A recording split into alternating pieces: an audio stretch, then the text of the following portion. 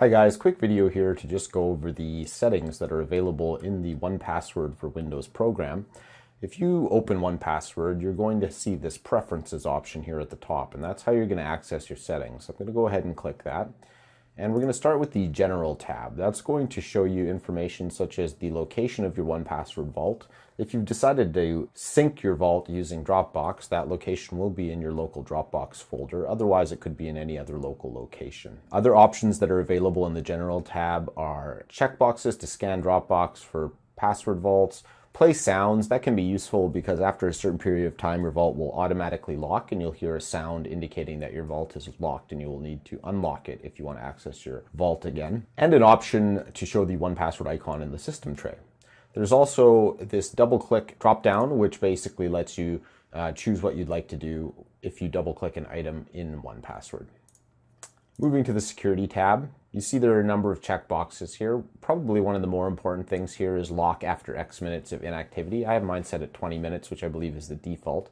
If you find that 1Password is locking too quickly or not locking quickly enough, this would be the thing that you would want to change. You can also uncheck that completely, in which case 1Password will only lock when you manually lock your vault. Other options are to ensure your vault gets locked when your computer becomes locked or when screensaver comes on. The bottom two checkboxes here would probably be more useful in a scenario where you work in an office environment or something like that, and you want to make sure that when you close your 1Password window, the vault gets locked along with closing the window. This is also the area where if you decided that you wanted to change your master password for your vault, you would change it. And the bottom section here lets you change options for the clipboard. As you've seen in other videos, there are certain functionalities in 1Password that allow you to copy passwords to the clipboard. If you don't want those passwords to stay in the clipboard and thereby be available to people who might use the computer after you, you can have these checkboxes checked to clear the clipboard after a certain amount of time. Moving to the Backup tab, you'll see that Enable Automatic Backups is checked, and there's a location for your backup files. You can change the number of backups you'd like to keep. I have mine set at 50. You can keep them forever. You can set them to 10 or 100. Moving to the Browsers tab, this is basically where you're going to see the browsers that you have a 1Password extension installed for. I currently have the 1Password beta extension installed on Chrome. I don't have extensions installed for Internet Explorer, Firefox, or Safari. Obviously, I'm on a Windows PC. I don't use Safari, and I use Google Chrome as my primary browser. That's why I only have the one extension installed. An important checkbox down here to make sure that your 1Password browser extension gets unlocked when you open the 1Password program and unlock your vault on your computer. Moving to the Logins tab, Auto Submit Logins will make the logins autofill and then have the return key essentially pressed so that the login gets submitted automatically after it's filled. If you don't like that functionality, you can turn that off. That's personal preference.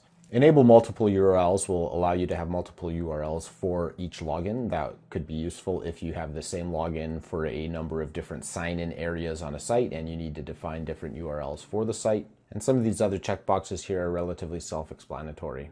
I will bring your attention to the bottom here, which is the login keyboard shortcut, Control plus /. If you're on a web page and you want to automatically fill a login and 1Password is unlocked, you can press Control plus / and it will automatically fill the saved login for that web page.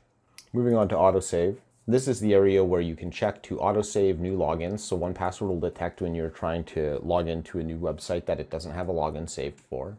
As you can see, I have a single domain avoided, and that happens when you are prompted to save a login and you click Never for this site. You can also add them manually using this button, but if you click Never for this site, those sites that you've clicked that for will show up in the Avoid Autosave list here.